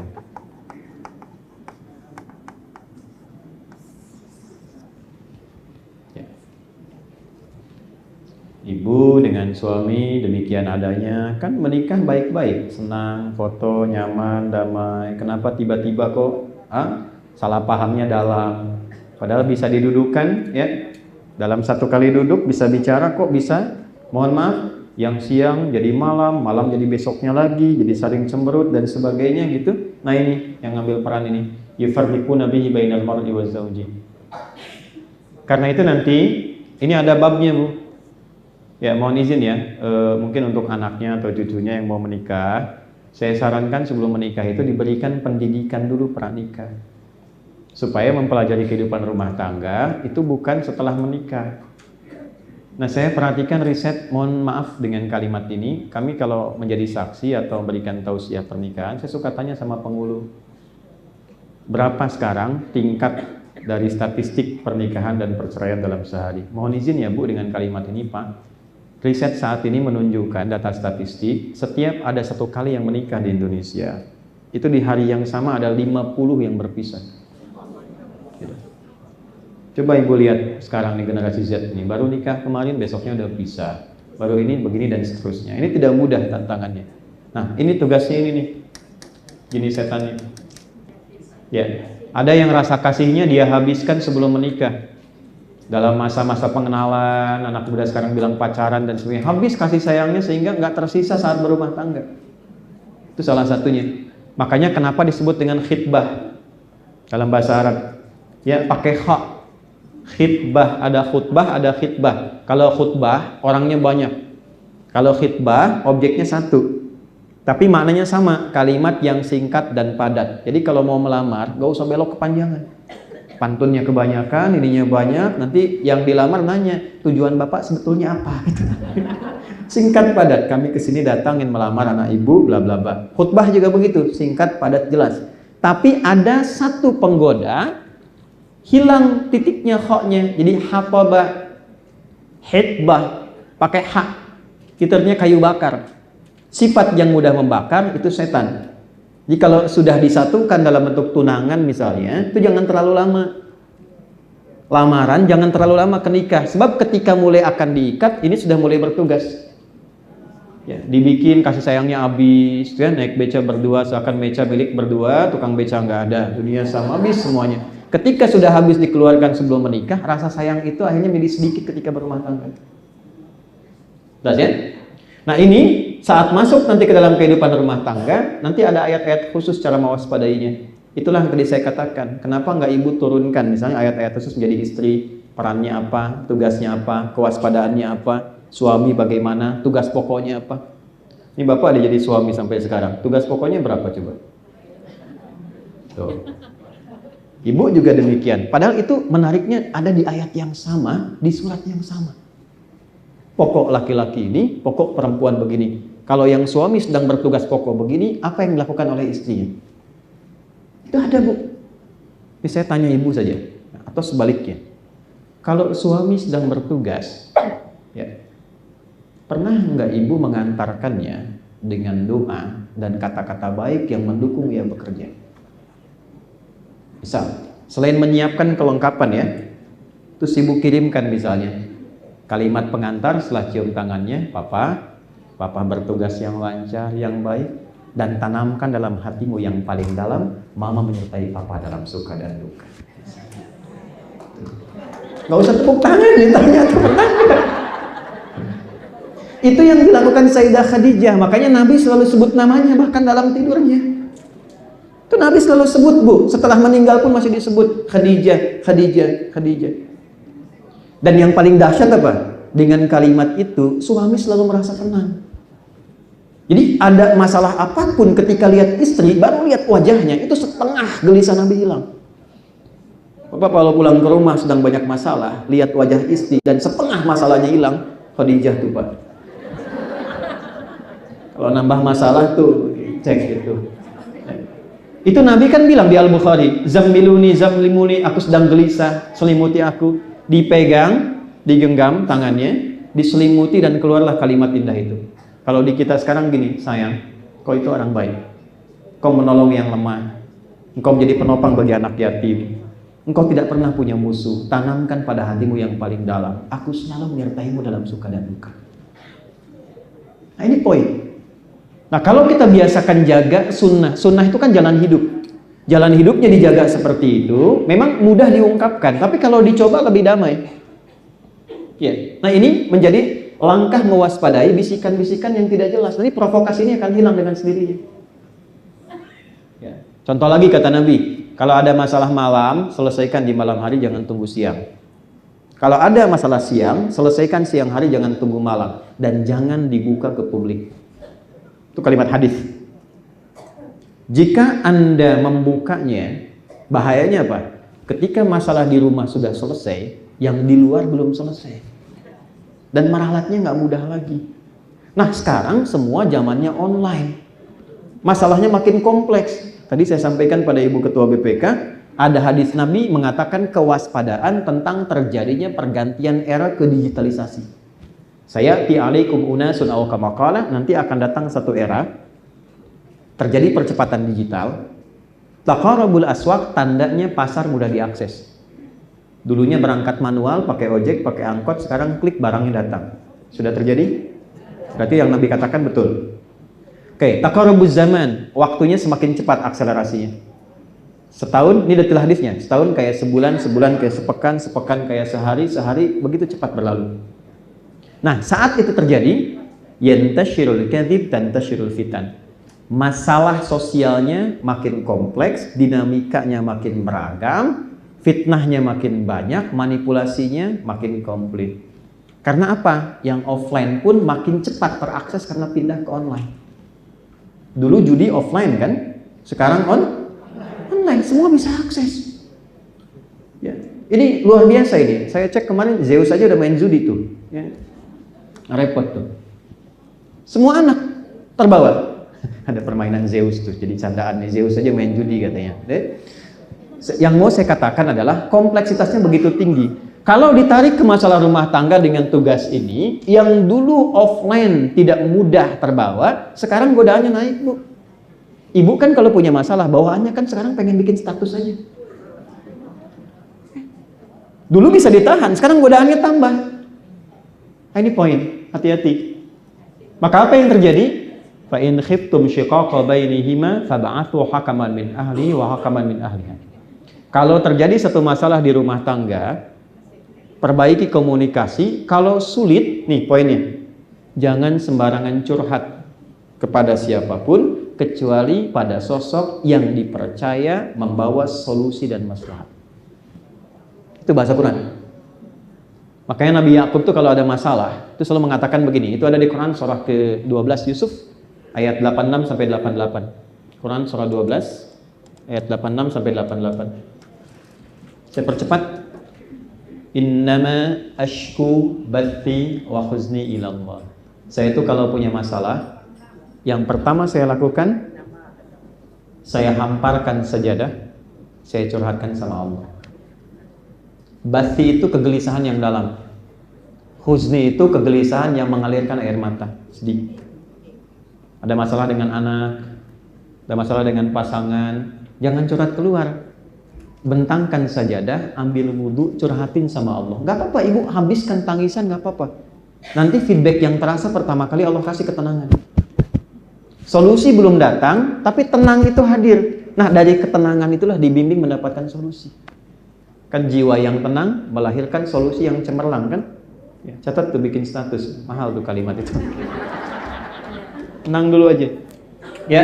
Nah, sajadahnya jangan dibentangkan di Instagram, jangan di Facebook, jangan di YouTube. Bentangkan di tempat kita curhat. Jelas? Oke. Saya kira ini gambaran dasar. Nama satu, saya agak cepat dulu turunkan nama-namanya ya. Dua, ada namanya Khanzab. Saya 5 menit lagi selesai. Dua, Khanzab. Khanzab. Dan Khanzab ini setan khusus menggoda orang sholat. Oke? Ya. Setan khusus menggoda orang sholat. Bukan Hamzah, Khanzab. Oke, B ujungnya. Izin Pak, yang DKM, kalau di masjid dia tambah tugas menggoda DKM masjid. Hati-hati. Betul, betul. Dibikin DKM-nya ribut. Sebab kalau jamaah ribut, yang lain bisa datang. Kalau DKM-nya ribut, jamaah malas datang. Ini. Makanya Bapak kalau bikin masjid, di awal semua semangat, Bu. Semua semangat. Tapi kalau sudah jadi, bisa ribut. Ya, bisa hadir, bisa macam-macam. Ya. Ini DKM itu Dewan Kepengurusan Masjid. Ya, Dewan Kemakmuran Masjid. Khanzab, sifat dasarnya menggoda orang sholat. Ini saya kasih bocoran dikit, bocor halus banget nih. Lihat sini. Di Abu Dawud, idza kabbara. Perhatikan kalimatnya. Kalau ibu sudah mau sholat, bapak itu bisa fokus, siap berniat dan seterusnya. Tapi kalau sudah mulai takbir, disitulah setan masuk. Oke? Nah, jadi saya bacakan agak lengkap sedikit. Fa idza udzina fa farra syaitanu wa alaihi dharat. Kalau adzan dikumandangkan, setan berlari karena anti dengan suara adzan. Oke, makanya Orang yang jarang sholat pun itu bergetar. Ya Allah, sudah adzan gitu. Tapi ketika fa'idha thuwiba fa'ada. Kalau adzan selesai, setan balik. Makanya orang rajin sholat pun langsung keluar di dalam hatinya. Baru adzan, belum qomat. Cek waktu qomat berapa menit gitu. Oke? Nanti duhur kelihatan Pak itu. Ya. Teruskan. Wa idza kabbara, maka ketika mulai bertakbir barulah dia bertugas. Anda sehusyuk apapun saat akan memulai, ketika mulai bertakbir Anda akan merasakan sensasi yang berbeda. Fayaqulu syaitanu udhkur kadza udhkur kadza. Maka setan mulai bertugas dengan membebani pikiran, ingat ini, ingat itu. Maka Anda ingin mengingat apa yang tidak ingin Anda ingat. Kalau nggak percaya nanti sholat zuhur. Jadi saat ibu bapak sudah mulai fokus dan takbir, ceramah saya sekarang pun itu akan masuk di kepala ibu dan bapak. Ingat ya, setan bertugas. Nah itu setan, bukan saya itu. Nanti kalau nggak percaya duhur tuh masuk tuh, ya. Yang dari cicilan kredit ini sampai masuknya itu gini. Kalau kita bisa pergi jauhkan, nanti masuk yang lain lagi halus, ya. Masuk lewat cucu, lewat ini, lewat itu dan seterusnya. Hatta la yash'ural musalli kam raka'atan yusalli, sampai nanti ada terjadi kasus orang sholat tidak sadar berapa rakaat sedang menunaikan sholatnya. Nah itu konfirmasinya ya. Oke. Waspadanya gimana? Kan baru kenali. Waspadanya gimana? Caranya 2. 1. Kalau was-was sebelum sholat. Was-was itu kegelisahan yang mengarahkan pada keburukan. Kalau gelisah itu normal. Kalau gelisah normal itu namanya khauf. Khauf, gelisah tapi normal, rasa takut yang normal. Ya, ibu khawatir kalau anak belum pulang jam sekian, kan? Ibu khawatir kalau tugas belum selesai. Ibu gelisah ini kapan ceramah selesai, misalnya kan? Itu biasa, itu khauf namanya. Tapi kalau kegelisahan yang mengarahkan pada sifat buruk itu was-was. Was-was itu pasti setan. Alladzi yuwaswisu fi. Nah, itu ya, was-was dari syaitan. Perhatikan kalimatnya. Kalau mau sholat was-was, maka 1, sebelum sholat ucapkan a'udzubillahi minasyaitonir rajim. Dan boleh baca Al-Falaq dan An-Nas. Kalau masih gelisah, nggak enak. Sudah? Lalu mulailah enak takbir. Rakaat pertama walaupun subuh 2 rakaat, rakaat pertama kan bisa khusyuk. Rakaat kedua mulai terganggu kan? Masih ingat unsur manusia ada berapa? 3 kan? 1 fisik, yang bicara lisan, yang bergerak tangan, kan? Hati yang di dalam. Maka supaya seimbang dan terjauhkan dari godaan setan ketika sholat, 3-tiganya berfungsi. Tangan mengangkat begini, ini ada artinya. Ya, saya mengajar di fikih sholat, ini ada artinya. Bukan sekedar begini, tidak. Ini maksudnya buang urusan dunia ke belakang, pasrahkan pada Allah. Jadi kalau mau sholat, dunia jangan dibawa. Yang bikin tidak khusyuk, dunia masih di bawah. Buang ke belakang, pasrah sama Allah. Makanya kita katakan Allahu Akbar. Ya, tidak ada lagi yang lain. Nah ini kadang-kadang sering terjadi, lisannya Allahu Akbar, tapi di kepalanya mobil Hu Akbar, kredit Hu Akbar, kan? Cicilan Hu Akbar, ya, sendal Hu Akbar dan sebagainya. Nah itu buang. Yang kedua, ketika fisik mulai beraksi, beraktivitas, lisan bicara, tangan bergerak, pikiran menerjemahkan akal. Sehingga membuat pikiran tidak sibuk dengan yang lain. Misal begini, Allahu Akbar, tangan begini, nutup, lisan mengucapkan, pikiran menerjemahkan, Allah Maha Besar. Hati meresapi, ya Allah, aku mengatakan Engkau yang Maha Besar, tapi aku malu bahkan sebelum sholat, aku kadang bersikap besar terhadap orang lain, sombong terhadap pasangan, angkuh dengan teman, merasa yang paling hebat. Itu yang menjadikan Abu Bakar baru takbir sudah nangis. Karena takut antara lisan dengan hatinya beda. Gitu. Nah ini dulu sholat seperti itu, Bu. Makanya ada dampak pasca sholatnya jadi orang baik. Tanha anil fakhsya wal munkar. Nah sekarang karena sholatnya nggak pakai rasa, cuman di lisan, nggak nyampe ke pikiran, ini yang repot. Sehingga yang terjadi formalitas penunaian sholat saja. Yang penting kewajiban selesai. Itu ada isyaratnya di Quran surat 4 ayat 103. Ya, fa idza qadaytumus sholata fadhkurullah. Ada orang yang motif sholatnya yang penting sholat. Sah, sudah, beban tidak ada. Pahala tergantung keikhlasan. Tapi manfaat sholatnya tidak efektif. Kurang maksimal. Kalau ingin maksimal, 3 difungsikan. Abu Bakar tuh sering nangis baru takbir, malu sama Allah. Kalau tangannya takbir, lisannya Allahu Akbar, tapi dalam hatinya terjadi perbuatan dan rasa-rasa yang tidak baik. Itu langsung gemetar tangannya. Ya. Nah ini poin. Dalam sholat kurang lebih caranya demikian. Itu rumusnya di Quran surah ke-29 ayat ke-45. Utlu ma uhya ilaika minal kitab. Sebelum sholat tolong baca dulu, pelajari, pahami. Utlu dulu dari kata tilawah. Kalau ibu buka di mushaf artinya bacalah. Tapi kan ikra bacalah juga. Kalau ikra baca tanpa menuntut paham. Oke? Kalau tilawah membaca, memahami, dan mengamalkan. Orang yang baca tanpa paham, qori. Oke? Perempuannya qori'ah. Ya. Nah, kalau ingin dipahamkan maka ada tilawah. Makanya kan tadi ya, ada baca kan qori, ada yang satu lagi yang menerjemahkan siapa? Nah, sari tilawah. Sebetulnya aslinya tilawah saja, tidak pakai sari. Cuma mungkin dulu yang pertama menerjemahkan Busari. Makanya jadi sari tilawah. Ya, coba Pak Adi, maka jadi Adi tilawah. Asalnya tilawah saja. Ya, tilawah tuh baca, pahami dan amalkan. Kalau mau sholat, kata Allah, kalau sholatnya pengen enak, terasa ke hati, tidak sekedar menggugurkan kewajiban, maka coba sebelum sholat pelajari dulu. Ya, ada sindiran halus tapi tajam. Akan ditemukan orang-orang sholat, tapi tidak memahami apa yang dibaca dan dilakukan dalam sholatnya. Nggak usah langsung semua ya Bu. Hari ini Bu belajar, kenapa sih bacanya Allahu Akbar? Nama Allah kan banyak 99. Kenapa tidak Allahur Rahman, tidak Allahur Rahim? Kenapa Allahu Akbar? Setelah itu iftitah. Kenapa ada 9 bacaannya? Kenapa ada Allahu Akbar kabira? Kenapa ada misalnya Allahumma ba'id? Tidak ada orang baca Allahu Akbar kabira sampai wajah tuh, kecuali bacaan itu merubah dia menjadi orang baik setelah sholat. Dan bertekad menjadi pribadi yang baik sampai wafat.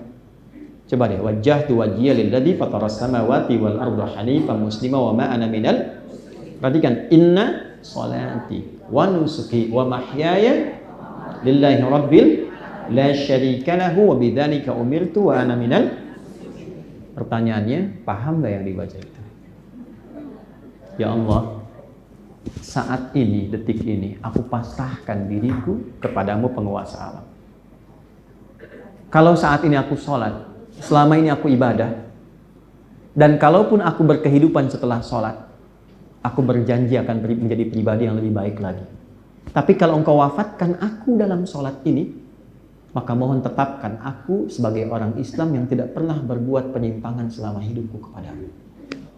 Itu maksudnya. Tapi kalau ada orang setelah sholat tiba melakukan tindakan yang tidak baik, berarti ada yang tidak positif dalam penunaian sholat.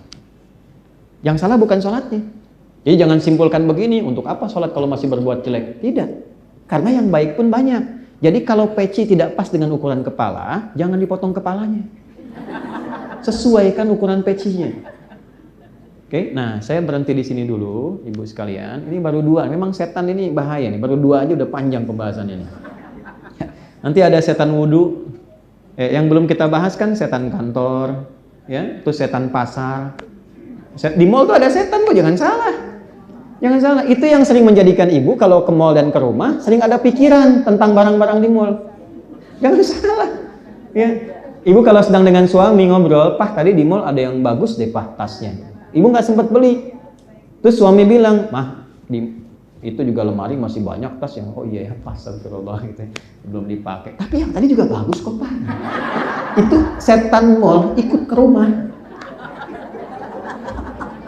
Nanti di pembahasan berikutnya kita bahas siapa setan itu ya, namanya siapa, keadaannya gimana dan sebagainya. Termasuk nanti setan yang mengganggu anak-anak.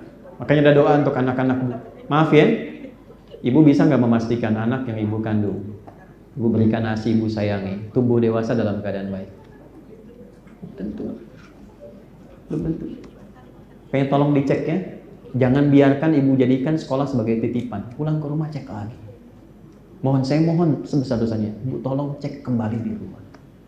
Jangan sampai anak itu tidak menjadi investasi terbaik yang membahagiakan orang tuanya. Konsep di Islam, anak itu ketika dididik dengan benar, itu investasi yang paling istimewa untuk membahagiakan orang tua di kemudian hari. Jangan sampai terjadi ada orang tua nggak kenal anak atau sebaliknya. Ini saya berikan yang paling dalam ya Bu, yang paling dalam. Di Islam tuh kalau ada beda keyakinan antara orang tua dengan anak, itu tidak boleh memutus hubungan kekeluargaan. Beda keyakinan silahkan, pilihan. Tapi dalam nuansa kekeluargaan tetap dibangun hubungan yang baik dan normal. Quran surah 31 ayat 14. Lihat baik kalimatnya. Wasahibhuma fid dunya ma'rufa. Walaupun engkau beda keyakinan dengan orang tuamu, jangan putuskan sifat dan akhlak baikmu kepada kedua orang tuamu. Kalau diminta kembali pada keyakinan, silahkan menolak dengan cara yang lembut, tidak menyakiti. Tapi jangan putuskan hubungan kekerabatanmu dan kekeluargaanmu dengan kedua orang tuamu. Sehingga apa yang terjadi? Kalau sakit, jenguk, berikan fasilitas terbaik. Kalau pegel, pijitin ibumu. Kalau naik promosi jabatan, yang pertama diberikan tuh orang tua. Anda bayangkan, dalam level beda keyakinan pun itu didahulukan. Maka bagaimana dengan kondisi-kondisi yang sama dalam konteks keyakinan? Nah, jadi kalau ada anak menyimpang, koreksinya dari Al-Quran, jangan anaknya dulu disalahkan. Orang tuanya dulu yang evaluasi diri. Itu poinnya. Jadi mohon maaf Pak, kalau ada anak disuruh sama ayah tidak menurut, Bapak jangan marahi anak. Cek dulu, barangkali ada bagian dari pendidikan yang belum sampai kepada anak, sehingga anak harus mencari pengakuan di luar rumah. Dan runtut sekali Bu. Jadi kalau kita keluarkan fikih keluarga, itu runtut betul. Misal dari usia sekian, memanggilnya bagaimana. Misal dari TK ke SD itu banyak kalimat sayang. Ya bunai, bunai, bunai, sayang, sayang. Terus supaya anak balik sayang kepada orang tua. Tapi ketika naik SD-nya agak tinggi, kelas 5, kelas 6, ke SMP, mulai muncul perintah. Supaya sifat sayangnya berkurang, tidak manja anaknya. Tapi kalau masuk SMP kelas 2, kelas 3, terus ke SMA, berubah kalimatnya menjadi teman. Teman diskusi, teman memberikan solusi. Karena secara psikologi ada perubahan. Dan yang paling hebat, teorinya jelas, petunjuknya jelas, ada contohnya, dan ada kasusnya. Ibu kenal Nabi Ismail? Kenal di mana? Berarti udah mau habis nih waktunya, udah kenal Nabi Ismail. Besok-besok kalau ada yang kenal lagi saya langsung pulang. Tapi ibu masih lumayan. Saya di Pekanbaru saya tanya, kenal Firaun? Kenal. Saya langsung mau pulang waktu itu. Dah saya langsung akhiri saja. Bu, Nabi Ismail, tahunya kan cuma peristiwa kurban kan? Ada buku bagus sekali, namanya Tuntunan Akhlak untuk anak-anak. Bahasa Arabnya Akhlak lil Banin, baik perempuan ataupun laki-laki. Karangannya Ustadz Umar Ahmad Baraja. Jadi di jilid yang kedua, warnanya biru tuh, ada kisah tentang Ismail dan Ibrahim. Kisahnya itu yang ada dua sebetulnya. Saya mau lompat kepada yang paling tinggi dulu. Dalam kisah pengorbanan itu, tidak banyak orang tahu. Taunya kan mau disembelih terus diganti jadi hewan kurban kan? Itu ada proses Bu. Di saat terjadi mimpi itu, bapaknya kan bilang ke anaknya, nah, Papa bermimpi mengorbankan nyembelih kamu. Pendapat Ananda bagaimana? Itu ada di Quran surah 37 ayat 102 sampai 109. Maaf, kan Nabi Ibrahim itu Nabi, Rasul. Mudah kan bilang sama anak begini? Nah, siap-siap. Kemana Pak? Sembelih. Gampang kan? Perintah Tuhan selesai ya? Enggak. Kenapa kalimatnya tuh bisa bilang gini? Fanzur madza tara, menurut Ananda gimana? Karena usia Ismail itu sudah masuk pada fase dewasa balik. Beda ketika masih kecil, kalimatnya ya bunai, sayang, sayang, sayang.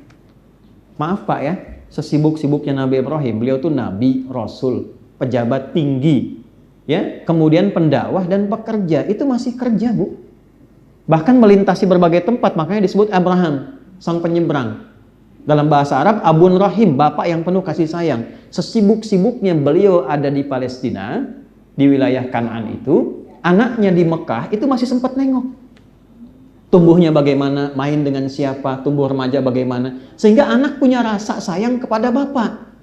Di antara rasa sayangnya ketika Nabi Ibrahim itu mau meninggikan bangunan Ka'bah, terus menginjak begini, injakannya disebut makom. Sampai sekarang masih ada. Itu anak masih belum balik, usia 3-4 tahun, melihat bapaknya ada pekerjaan, dia langsung bawa batu. Batu itu bahasa Arabnya hajar. Ya, kalau disusun jadi bagian disebut hijr. Kalau jadi ruang disebut hujrah. Maka dia bawa di sisi lain dengan mengatakan, bahasa kitanya, Pak, aku mau bantu ya. Dia susun-susun sehingga bagian itu sampai sekarang disebut hijr Ismail. Nah sekarang pertanyaannya, bagaimana mendidik seorang anak yang punya rasa kepemilikan tinggi, bahkan ketika ayah dan ibunya punya satu beban tugas pun, dia ingin mengambil bagian itu. Rasa. Kenapa? Karena ada rasa yang dibagi juga. Sesibuk-sibuknya masih ada sempat tuh nengok, sempat tuh lihat. Saya ini terbang Bu ya Pak. Ini saya ngejar hanya untuk balik, lihat anak pulang sekolah, hanya untuk dilihat terus langsung ke bandara. Supaya anak tidak kehilangan ayahnya. Jadi yang ditunggu itu, anak nggak peduli Pak. Saya ini disebut di Timur Tengah Syekh. Di sini dipanggil Kiai, panggil Ustadz. Ada gelar. Tapi anak saya nggak peduli, ya cuma pengen ayahnya. Tidak pernah selama saya ngajar dan pulang, saya disambut di pintu depan, anak saya mengatakan, Kiai! Gak ada. Mereka bilang, Buya. Itu ayahnya. Anak saya usia 3 tahun, Ahmad, dengan kakaknya, Amel. Saya mau berangkat, Buya sebentar. Rupanya 2 anak ini kompak bikin gambar dan bilang, Buya jangan buka kecuali saat di jalan. Salaman, begitu saya buka, digambarlah seorang berpeci akan pergi, dilepas oleh 2 orang anak, satu laki-laki, satu berkerudung. Lalu ditulis di atasnya, I love you Buya, engkau adalah ayah terbaik yang Allah kirimkan untuk. Itu sampai sekarang kertas itu selalu saya masukkan dompet, nah pernah ditinggal aktivitas. Terus siapa Anda? Anda mau jadi silahkan auditor utama, pejabat hebat, sampai ke rumah dia butuh ibu dan ayahnya. Nah yang sering ganggu itu ini. Dia kesibukan di kantor dibawa ke rumah. Anak tuh gak tahu apa-apa. Bapak boleh sibuk di kantor, tapi pulang ke rumah tuh anak butuh ayah. Ayah, diam kamu. Yang bikin bapak harus marahin bapak juga. Ibu juga demikian. Nah ini hal-hal yang simpel, sehingga ketika akan dikorbankan itu saat dewasa, itu diajak dialog. Sayangnya menurun, dialog muncul. Setelah itu, dibawalah ke bukit.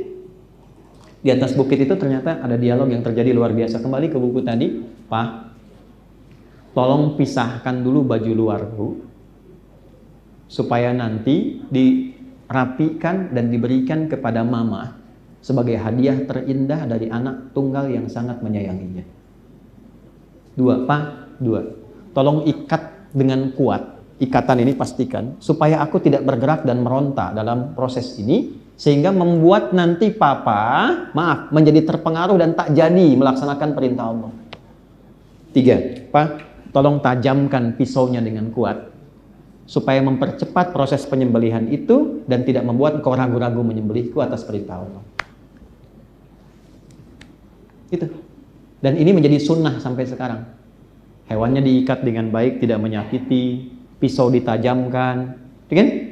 Setelah itu disiapkan dengan baik, keluarga diberitahu dan sebagainya, lalu dibagi hasilnya. Itulah yang menjadikan Allah menguji sedemikian kuat, lalu mengganti dengan ritual yang nilainya dipelajari oleh kita sekarang. Di kurban itu bukan persoalan pilih hewan yang paling bagus, sembelih, bagikan, itu korban namanya. Kurban itu dari kata koruba, membangun kedekatan lebih antar famili dekat, hubungan ayah dengan ibu dekat, suami istri dekat, anak dekat, dengan Allah dekat, dengan tetangga dekat, hubungan harmoni, itulah kurban. Kok bisa orang kurban setelah itu mencela, setelah itu saling menjatuhkan, saling menghina? Itu bukan kurban namanya. Ada sesuatu yang kita koreksi gitu. Nah di tahap-tahap itu ibu sekalian, bapak sekalian, saya kira kita penting belajar ini untuk mengambil hikmahnya. Mudah-mudahan hari ini menyatukan kita untuk jadi keluarga yang baik. Hari ini mudah-mudahan kita diberkahi oleh Allah. Ya, mari kita berdoa. Semoga doa ini mengantarkan kita semua pada insan-insan yang berbahagia di dunia, dan insya Allah bisa juga mendapatkan kemuliaan di akhirat saat kembali pada Allah Subhanahu wa Ta'ala. Allahumma taqabbal minna innaka antas sami'ul 'alim wa tub 'alaina innaka antat tawwabur rahim.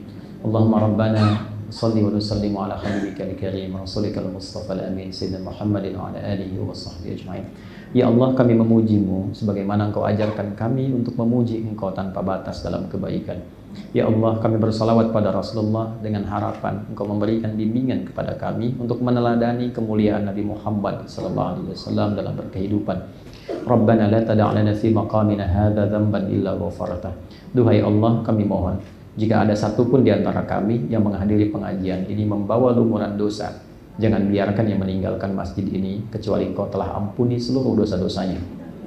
Wala hamman illa farajtah, Jika ada yang datang dan berada di majlis ini membawa kegelisahan, jangan biarkan dia meninggalkan tempat ini kecuali Engkau telah tenangkan keadaan hatinya.